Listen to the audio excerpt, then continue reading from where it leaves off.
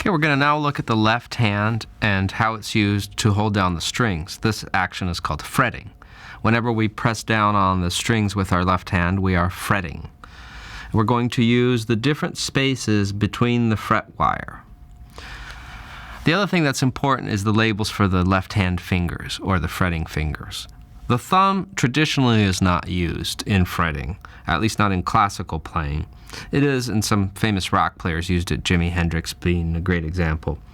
But the other four fingers we label as 1, 2, 3, 4. The index is 1, the middle is 2, third finger is 3, and the pinky is 4. Third finger being the ring finger of the left hand.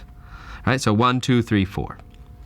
When we use the fingers, we want to have a similar hand position to the right hand.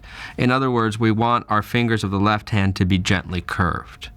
We're going to use the tip of the finger to press down on the string. The best spot to press down is right up against the fret wire. Not on top of it, not in the middle of the fret, not way behind the fret, but right up against the fret wire.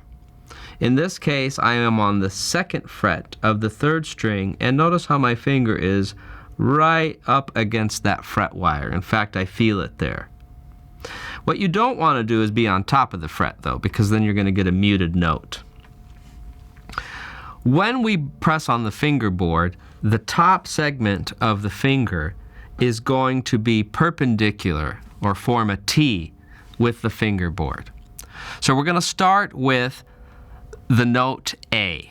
The note A is played on the third string by pressing down on the second fret.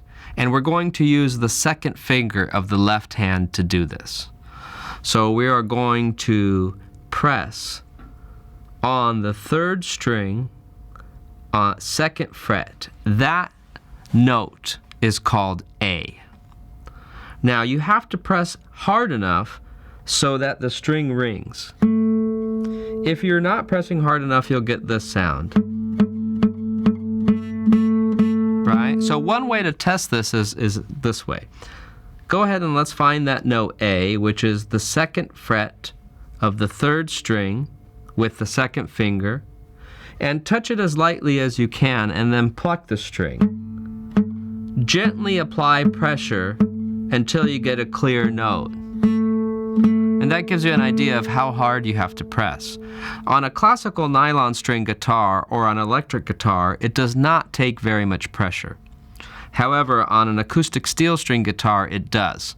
It takes a little more effort to press down. And depending on the distance of the strings from the fingerboard and the type of strings you have, it may require more or less pressure. That distance, by the way, of the strings from the fretboard is called the guitar's action. We'll talk about that later. So a guitar's action can be high or low. Most players prefer low action because it makes it easier to press.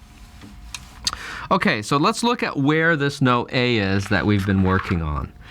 If you look on page 21, we see the note head placed on the second space from the bottom.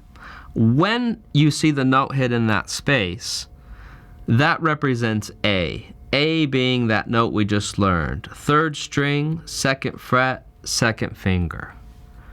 Let's practice playing 4 A's.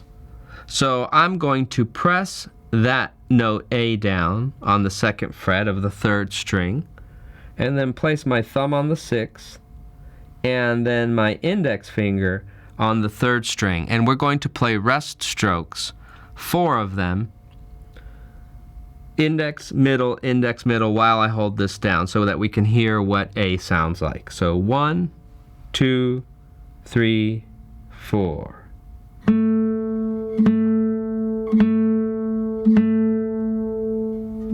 That's 4 A's. Now let's try this. Let's try 4 G's, which is the third string played open. And then we're going to try 4 A's, which is the third string fretted at the second fret. Now what you have to do in this case is coordinate and synchronize when you press down on the string and fret it. So we're going to have 4 G's followed by 4 A's.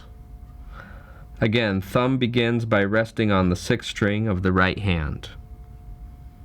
Index finger is ready to pluck the 3rd string. 4 G's, 4 A's. 1, 2, 3, 4.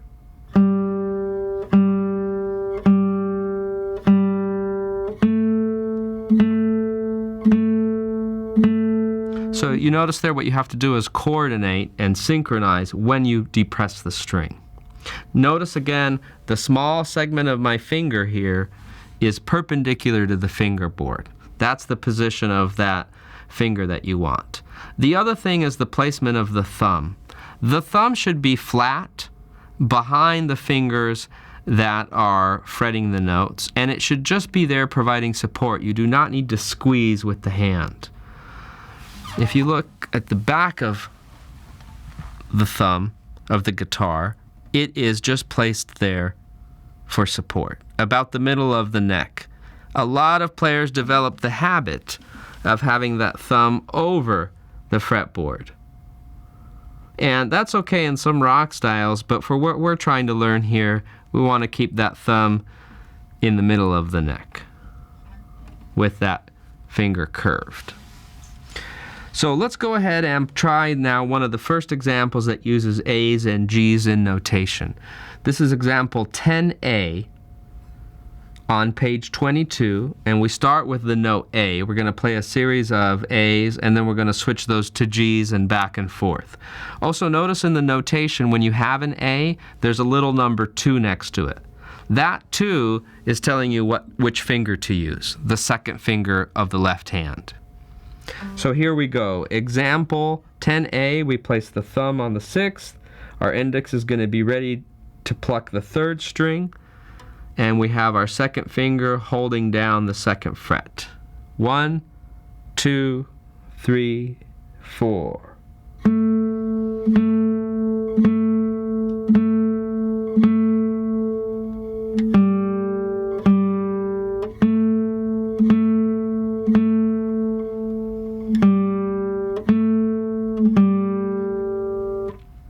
Notice I didn't repeat that example, but you can go back and play it again if you'd like. In example 10B, we're going to throw in the 6th string plucked with the thumb, and that can be played as a free stroke, but then we're going to use the index and the middle finger to play rest strokes. And again, here we're going to play the 3rd string open, G, and fretted, A. So here we go, example 10B, very slow. 1, 2, 3, 4.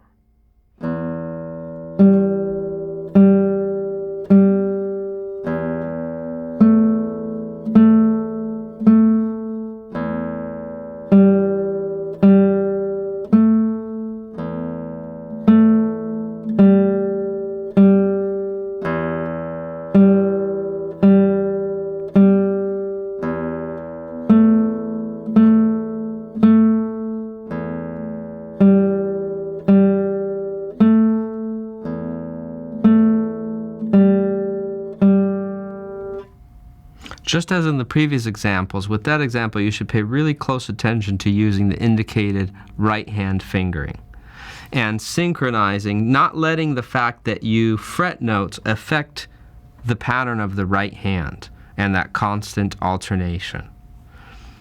The next example is example 10C. 10C uses the same set of 3 notes that we've been now using, the 6th string, the 3rd string as G, and the 3rd string as A, fretted on the 2nd fret. Here's example 10C. Notice this one has no repeat sign. It's 2 lines of music, so when you get to the end of the first line, you go on to the next one. 1, 2, 3, 4.